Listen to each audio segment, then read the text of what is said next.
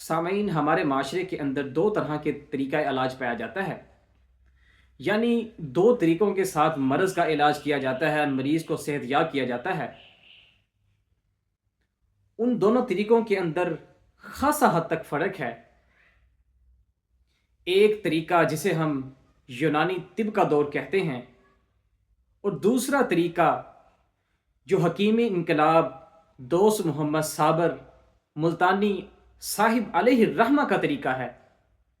ان دونوں طریقوں میں فرق یہ ہے کہ یونانی طب کا جو طریقہ ہے یہ اگرچہ ہماری پیدائش سے لے کر اب تک چلتا آ رہا ہے، اور اس میں بھی کئی کی ایسے رموز ہیں، کئی کی ایسی مخفی چیزیں ہیں، انسان ان کی گہرائیوں تک نہیں جا سکا۔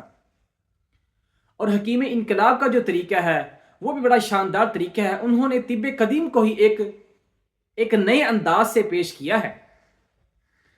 آپ نے دیکھا ہوگا کہ آپ کسی دواخانے پہ جاتے ہیں جہاں پہ یونانی طب کے تحت علاج کیا جاتا ہے، آپ اسے جا کر بتاتے ہیں کہ میرے سر کے اندر درد ہے، مجھے نزلہ زکام ہے، میری ٹانگوں کے اندر سوزش ہے، میرے پیٹ کے اندر درد ہوتی ہے، میرے سینے کے اندر درد ہوتی ہے۔ وہ آپ کو صرف ان چاروں چیزوں کی دوائی دے دے گا، لیکن وہ یہ چیز نہیں دیکھے گا کہ ان چاروں چیزوں کے پیچھے اصل عضو کون سا عضو ہے جس کے اندر یہ خرابی مبتلا ہے۔ یعنی آپ کے سر کے اندر درد ہے، وہ آپ کو کوئی مجون دے دے گا، آپ کی ٹانگوں کے اندر درد ہے، کوئی آپ کو پھکی دے دے گا، کوئی نزلہ ہے، کوئی آپ کو کیپسول دے دے گا بھر کے۔ یعنی اصل اس نے وہ طریقہ نہیں دیکھا، اسے اصل اس عضو کا نہیں پتا کہ اس کون سا ایسا عضو ہے، ان چاروں چیزوں کے پیچھے، سر درد کے پیچھے کون سا ایسا عضو ہے کہ جس کی وجہ سے سر میں درد ہو رہا ہے۔ دیکھیں، اب سر درد کئی چیزوں کی وجہ سے ہوتا ہے۔ گرمی کی وجہ سے بھی سر درد ہوتا ہے، سردی کی وجہ سے بھی سر درد ہوتا ہے، نزلہ لگ جانے کی وجہ سے بھی سر درد ہوتا ہے، ٹھنڈی ہوا لگ جانے کی وجہ سے سر درد ہوتا ہے۔ جو یونانی طب ہوگی وہ کیا کرے گی؟ وہ اس طرح کرے گا یونانی طب کے تحت علاج کرنے والا کہ وہ ان پانچوں چیزوں کو، وہ جتنی بھی چیزیں ہیں، جتنا بھی ہر قسم کا سر درد ہے، وہ اسے ایک ہی پرڈے میں رکھ کر آپ کو اس کی ایک ہی طرح کی دوائی دے دے گا۔ لیکن حکیم انقلاب کا جو طریقہ ہے وہ بڑا ہی شاندار ہے۔ سب سے پہلے تو وہ علاج بالغذا اپنائیں گے۔ یعنی مریض کو اگر غذا کے ساتھ ہی فاقہ ہو سکتا ہے تو اسے غذا استعمال کروائیں گے، اور یہ ایک ایسا شاندار طریقہ ہے، مریض بھی اس طریقے سے بڑا متاثر ہوتا ہے۔ دیکھیں، ایک بات یاد رکھیں، جہاں پہ علاج غذا کے ساتھ ہو رہا ہو اس غذا کے ساتھ ہی اپنانا چاہیے، اس غذا کو استعمال ہی کرنا چاہیے، اس مرض کی صحت یابی تک کے لیے غذا کو استعمال کرنا چاہیے، بنسبت یہ کہ انسان ڈائریکٹ دوائیوں پر لگ جا کے۔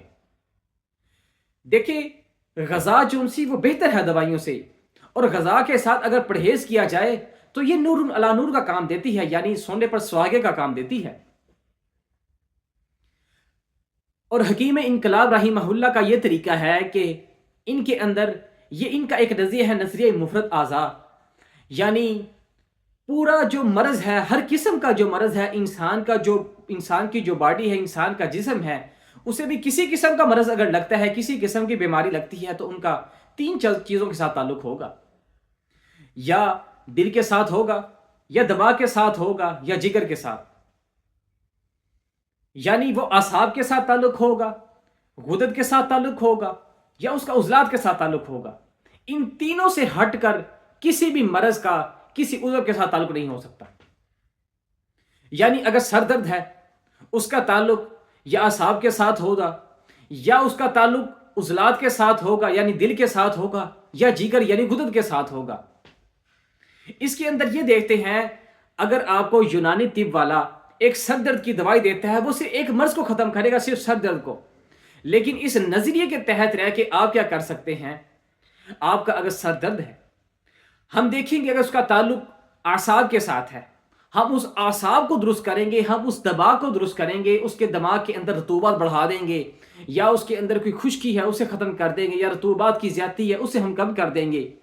دیکھیں، اس کا فائدہ یہ ہوگا کہ اس دماغ کے تحت، اس اعصاب کے تحت جتنی بھی بیماریاں ہیں، بے شک وہ نزلہ ہے، بے شک وہ زکام ہے، بے شک وہ کسی قسم کا درد ہے، وہ سب ختم ہو جائیں گے۔ لیکن یونانی طب کا کیا ہوگا؟